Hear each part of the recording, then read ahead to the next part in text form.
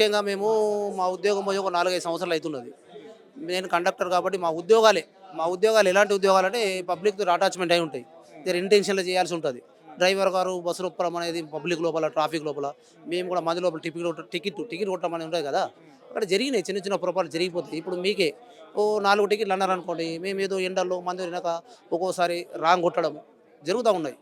ఇప్పుడు నాది ఎలా జరిగిందనంటే, మేము టికెట్ ఇచ్చే మిషన్లు ఉన్నాయి మా దగ్గర. చేత్తోటి ఇచ్చే కదా మిషన్‌లో టికెట్ ఇయ్యంగా, ఆ టికెట్ కొంచెం మన ఛార్జింగ్ దిగిపోయి కొంచెము టికెట్ బయటకు రాలేదు. వైట్ పేపర్ అది ప్రింట్ రాకుండా వైట్ పేపర్ వచ్చింది. ఏం చేసినంటే 34 టికెట్లు ఇచ్చినని చెప్పి 3 టికెట్ల మీద రాసి ఇచ్చిన. మాన్యువల్‌లో రాసిన. ముంగట ఒక 10 కిలోమీటర్లు చెక్ అయింది. చెక్ అయ్యంగానే వాయిదాలు ఏం చేసారు మా చెకింగోళ్ళు, ఏ అవకాశం దొరికితే చాలు మా మీద బుక్ చేయడమే. Case book. ఏ చిన్న రిమార్క్ దొరికినా మా ఆర్టీసీలో బుక్ చేయడం అనేది అది 1950 నుంచి ఉందట. అంటే మేము మొన్న ఎక్కిన మాకు తెలియదు కానీ. మా దగ్గర 1963 చట్టం ఉన్నది. ఆ చట్టం ప్రకారం మీకు ఒక మేము ఇవ్వడమే ఇక దానికి ఎక్స్‌క్యూజ్ లేదు. మేము ఇచ్చిన తర్వాత మా డీఎం గారు దాన్ని ఎక్స్‌క్యూజ్ చేయొచ్చు. ప్రతి ఒక్కరు ఈ 3 అప్పీలు పోయినోళ్ళే. ఎవరు కూడా అప్పీల్లో ఉన్నోళ్ళు లేరు. 3 అప్పీలు పూర్తిగా కంప్లీట్ పోయినోళ్ళే. ఈ కాంగ్రెస్ గవర్నమెంట్ రాగానే మాకు ఒక ఆలోచన వచ్చింది. ప్రజాప్రభుత్వం వచ్చింది. మా సమస్యను పట్టించుకుంటామని మేము గవర్నమెంట్ దగ్గరకు అప్రోచ్ అయినాం. ఇప్పుడు 2024 జనవరి 24 నాడు రేవంత్ రెడ్డి గారింటికి వెళ్ళినాం. అక్కడ మాకు రేవంత్ రెడ్డి గారు అల్లేరు కానీ, అక్కడ వారి పిఏ గారు కానీ, వాళ్ళ తమ్ముడు గారు కానీ, ఇప్పుడే గవర్నమెంట్ వచ్చింది, ఈ సమస్యను తర్వాత చూస్తున్నాడు.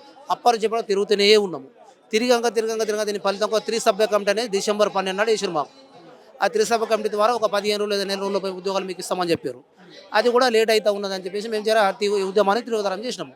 ఇప్పుడు మేము ఏం అప్పీల్ చేస్తున్నామంటే మన రేవంత్ రెడ్డి గారికి కానీ, సీఎం గారికి కానీ, మా కన్సల్ట్ మినిస్టర్ మా రవాణా శాఖ మంత్రి గారికి కానీ అప్పీల్ చేసిందంటే, మేము చిన్న చిన్న ఉద్యోగాలు మావి పెద్ద లక్ష్యాలు లేవు.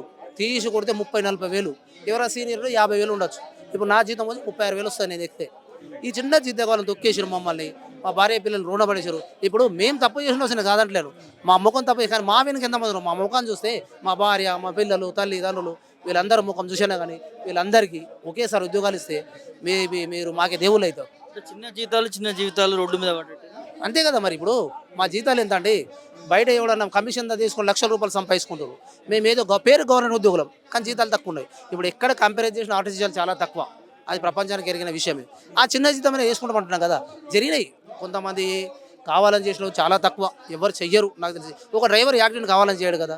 ఇలా రకరకాలైన ఆబ్సెంట్ కేసు ఉంది, యాక్సిడెంట్ కేసు ఉంది, ఇప్పుడు నాలాంటి టికెట్ కేసులు ఉన్నాయి.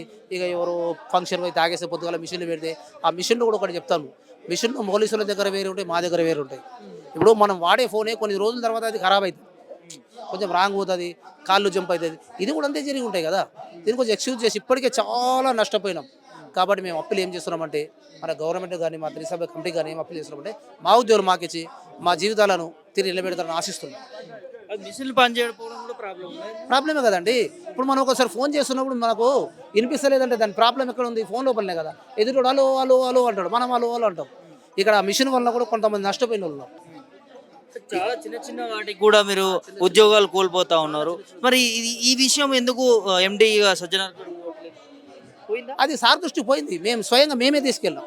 మేము కూడా ఒకసారి మాకు అపాయింట్మెంట్ ఇచ్చారు, మేము మాట్లాడినాం సార్కు. సరే మీకోసం కమిటీ ఇచ్చారు, కమిటీ చూసుకుని మాకు చెప్పారు. కాకపోతే మాకేమైపోయిందంటే ఒక్కొక్కరు ఒక్కొక్కసారి కాదండి. ఇప్పుడు 5-6 సంవత్సరాలు అవుతారు. ఇప్పుడు నాది 5 సంవత్సరాలు, ఒకరు 7 సంవత్సరాలు, ఒకరు 8 సంవత్సరాలు, 2 సంవత్సరాలు చాలా స్ట్రగుల్ పే చేస్తారు.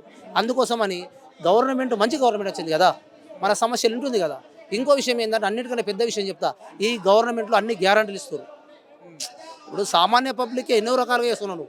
మహాలక్ష్మి పథకం అని ఇప్పుడు ఆర్టీసీలో పెట్టింది, లేదు ఉచిత కరెంటు అని, అంతే కదా, పెన్షన్లు అని, అవన్నీ అందరికీ అన్ని ఇస్తున్నప్పుడు మా వర్క్ మేము పని చేసుకుంటాం కదా. మా ఉద్యోగం అవసరం మేము కూడా మా కుటుంబాలు పోషించుకుంటాం కదా. మళ్ళీ మాకు రేషన్ కార్డులు లేవు, ఎందుకు లేవన్నా అప్పుడు గవర్నమెంట్ ఇద్దాం మాత్రం రేషన్ కార్డు తీసుకున్నాం. ఇన్ని రకాలు నష్టపోతున్నాం మేము. అటు సామాన్య మానవులు కాదు, ఇటు గవర్నమెంట్ ఉద్యోగస్తులం కాకుండా మధ్య నలిగిపోతున్నాం. కాబట్టి ఈ నరకం అనేది కనిపించకుండా మాకు కొంచెం మా ఉద్యోగులు మాకు ఇస్తే కొంచెం మేలు చేసిన వారు, మా జీవితాలను కాకుండా మా బేనుకుండా మా భార్య, పిల్లలు, మా తల్లిదండ్రులు అందరి జీవితాలు కాపాడమని గవర్నమెంట్ వేడుకుంటాం. ప్రభుత్వం కలిసి ప్రయత్నం చేశారు, ప్రజావాణిని పెట్టి కలిసినాం. ప్రజావాణిలు ఇప్పటివరకు చాలా సార్లు పోయినామండి. ప్రతి నెల 2 సార్లు 3 సార్లు కలిసినాం. ఆ దివ్యమే కూడా స్పందిస్తున్నారు. మరి వర్క్ ఎక్కడ ఆగుతున్నది కొంచెం అంతా తెలుస్తలేదు. స్పందిస్తున్నారు, వాళ్ళు చెప్పారు ఖచ్చితంగా ఉద్యోగులు ఇస్తామని చెప్తున్నారు. అప్పీల్ మేళ పెట్టారు కొంతవరకు. అప్పీల్ మేళ అంటే నేను చెప్పిన ఇప్పుడు 3 అప్పీలు ఉంటాయని, ఆ 3 అప్పీల్లో ఉన్న కొంతమందికి ఇచ్చేసారు. దాదాపు 178 మందికి ఇచ్చారు వాళ్ళకు. కాకపోతే ఈ 3 అప్పీలు పోయినాం కదా మేము, అలా పరిధి లేదు. కాబట్టి ఈ కమిటీ పరిధి ఉంది. ఈ కమిటీ కొంత వేగవంతంగా పనిచేసి మా ఉద్యోగులు మాకిస్తే మేము కూడా రుణపడి ఉంటాం. అది యాజమాన్యం కావచ్చు, సజ్జనార్ కావచ్చు, త్రిసభ కమిటీ కావచ్చు, మన ఇప్పుడున్న గవర్నమెంట్ కావచ్చు. ముఖ్యంగా ఇది తెలంగాణ గవర్నమెంట్కు మేము కాంగ్రెస్ గవర్నమెంట్ చాలా రుణపడి ఉంటాము. ఇక్కడ ఉన్న 600 మందిని అని అప్పీల్ చేస్తున్నాం. మా ఉద్యోగం మాకు ఇవ్వాలి. మా ప్రధానమైన డిమాండ్ ఏంటి? ఇచ్చింది గవర్నమెంట్ ఉద్యోగాలు, మా ఎడ్యుకేషన్ బట్టి డ్రైవర్ స్కిల్ని బట్టి ఉద్యోగం ఇచ్చింది. సరే జరిగినాయండి పొరపాట్లు, మనం తప్పని చెప్తున్నాం కదా, ఆ తప్పును ఒకసారి ఎక్స్చేంజ్ చేయండి. చిన్న పొరపాట్లకి పెద్ద శిక్ష వేస్తారు అనుకో. చాలా పెద్దదండి, చాలా పెద్దది. మా జీవితాలే కదా కోల్పోయింది. మనం పని చేస్తున్నాం ఎందుకంటే తినడానికి అంటే పని చేయాలి. అడ్డమూది కూలి కూడా ఎందుకు పోతున్నాడు? వాడి భార్య పిల్లల కోసం పనిచేస్తున్నారు కదా. మా ఉపాధిని ఇంగ్లీష్ లైవ్ మా ఉపాధిని దొక్కేశారు కదా. అందుకే మా ఉపాధి మాకు కల్పించాలని కోరుకుంటున్నాను. అంతే. సస్పెండ్ చేయకుండా కొంచెం పనిష్మెంట్ ఇచ్చిన తర్వాత మళ్ళీ ఉద్యోగాలు తీసుకుంటే బాగుంటుందా? చిన్న తీసుకోవాలి. ఇగో ప్రతి డిపార్ట్మెంట్లో తప్పులు జరుగుతాయి.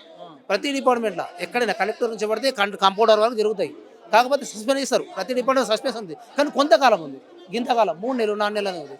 మాకు టైం పీరియడ్ లేదు. ఒకటి. రెండవది రిమూవల్ అనేది ఒకటి. ఆ రిమూవల్ ఆప్షన్ ఎత్తేయాలి. ముఖ్యంగా అయితే రిమూవల్ ఎత్తేస్తే మీరు చెయ్యండి, పనిష్మెంట్ ఇవ్వండి. తప్పు ఎవడైనా చేస్తుండొచ్చు, జరుగుతుంది. మన ద్వారా జరగవచ్చు, ఇతరుల ద్వారా చేయవచ్చు, ఒకడు వాంటెడ్లు కూడా చేయొచ్చు, కాదంటలేము. తప్పుకు శిక్ష ఉండాలి. ఎంతవరకు ఉండాలి? వాడికి పనిష్మెంట్ ఎంతవరకు ఉండాలి? బుద్ధి వచ్చి పరిచెత్తపడవరకు ఉండాలి. కానీ మనం శాశ్వతంగా తొక్కేశారండి. శాశ్వత రిమూవల్ ఒక ఆర్టీసీ ఒక్క దాంట్లోనే ఉంది, వేరే డిపార్ట్మెంట్ లేదు. కాబట్టి ఇది ఒక్కసారి మా అవకాశం ఇస్తే, ఇంకోసారి మేమే చెప్తున్నాం, మేము రాసిస్తామంటున్నాము. ఇంకోసారి ఎలాంటి తప్పు జరిగితే మాకు సెటిల్మెంట్ చేయండి. అంతవరకు వచ్చినాయి మా జీవితాలు. అర్థమైందిగా? ఇక మీరు ఇవ్వకుండా మాకు చావే గతి. మేము ఇప్పుడు ఇస్తే జాగ్రత్తగా భద్రంగా ఉద్యోగం చేసుకుంటాము. ఇంకోసారి మా ద్వారా ఎలాంటి తప్పులు జరిగినా అప్పుడు చెప్పండి. మీరు చాలా ఉద్యోగాలు ఉన్నాయి కదా, మీరు అంటే ఇది లేకపోతే చావే దిక్కని మాట్లాడుతాము. ఇవి ఉన్నాయండి, ఇప్పుడు బతుకుతలేమో. కానీ మార్కెట్లో మా సమాజంలో మాది పల్లెటూరు నేనున్నా. ఏమయ్యా కదా, ఏమైనా ఉద్యోగం ఎన్ని రోజులు రాదు. ఇంత పెద్ద తప్పు చేసినావు. ఈ ప్రెస్టేషన్ కాదండి, మెంటల్గా టార్చర్ అయిపోతున్నది. ఇప్పుడు మా ఫ్రెండ్ ఉంటారు, మీరే మా ఫ్రెండ్, ఏం రాబాయి ఏమైంది నీ ఉద్యోగం, ఎంత పెద్ద ఉద్యోగం తనే చేసినావు, ప్రతి ఒక్కరు అడుగుతున్నాడు. అక్కడ ఏమైపోతుంది చెప్పండి? మాకు కాదు, మా కుటుంబం మీద పడుతుంది.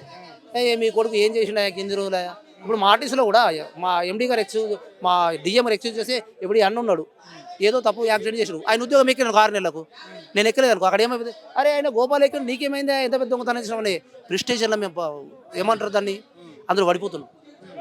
మెంటల్ టెన్షన్, పరువు ఏంది? మన దోస్తు అడుగుతుండు, మన భార్య అంటుంది, ఏంద్రా భార్యకి ఏం తెలుసు అమ్మ అక్కడ ఏం చేసినాం అనేది. ఈ రకంగా మెంటల్ టెన్షన్ అయిపోతుంది.